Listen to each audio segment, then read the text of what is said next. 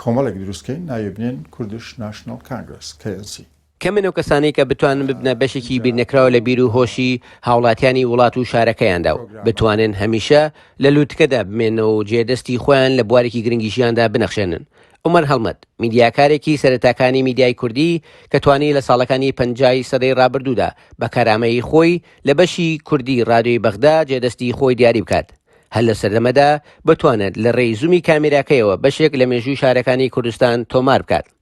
عومەر هەڵمەت پیاوێکی پڕ لە هەست و سۆزی کوردایەتی توانی لە ماوەی ژیانیدا چەندین کاری هونەری جوان بۆ هونەرمەندە گەورەکانی کورد لە سەرەتاکانی ساڵی 50دا تۆمار بکات. لە خزمەتی هونەر و هونەرمەندانی کورددا قەت درێغی نەکردبوو، تێگەیشتبوو لەوەی بەخشین کۆتایی نایەت، داهێنان سنووری نییە، دەنگی خۆشی حەشاردا بوو، بەڵام هەردەم ئاوازی ژیان لەسەر لێوەکانی بوو، یاری شەماڵ سایبی هاوڕێی بە گوتنەوەی ئاوازەکانی دەکردەوە.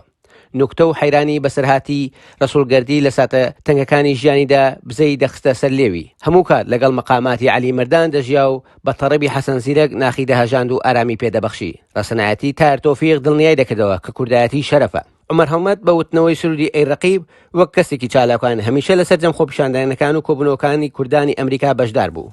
عومەر خەڵف ئاغای سەلیم ئاغای جوامێر ئاغای چنگ بەخوێن 12 سوارەی مەریوان لە ساڵی 1934 لە شاری سلێمانی لەدایک بووە، دەرچووی بەشی پیشەسازی کەرکووک بووە، بەڵام پێشکەشکارێکی چالاکوی ڕادیۆی دەنگی کوردی بەغدا بوو.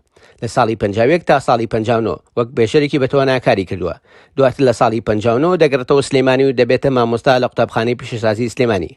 هەر لە سلێمانی دوکانێکی چاکردنی تەلەڤیزیۆنی رادیۆ دادەنێت. دەستێکی باڵای هەبووە لە دامەزرانی رادیۆی شۆڕشی ئەیلووددا. سەرەتاکانی 50 سەدەی پێشوو بۆ یەکەم جار ژیانی خێزانی لەگەڵ شەفیقە سەعید دایکی شاعری گەورە شێرکۆبێکەس پێک دەهێنێت. شێرکۆبێکەس لەبارەی عومەر هەڵمەتەوە دەڵێت پیاوێکی کوردپەروەر و بەتوانا و هەموو کات هەموو هەوڵی داوە کە لە لووتکەدا بێت، هەر لەو ڕێگایەوە خزمەتی بە میلەتەکەی کردووە. لە ساڵی 1962دا کوردستان بەجێ دەهێڵێت و دەچێتە ئەمریکا بۆ خوێندن، لەوێ دەتوانێت توانای خۆی بسەپێنێت و لە سەرەتای ساڵی 74 لە وەزارەتی بازرگانی ئەمریکا وەک بەڕێوەبەری بەشی ڕاگەاندن و چاپمەنی دەست بەکار دەبێت تا ساڵی 2000 کە نەخانە نشین دەبێت.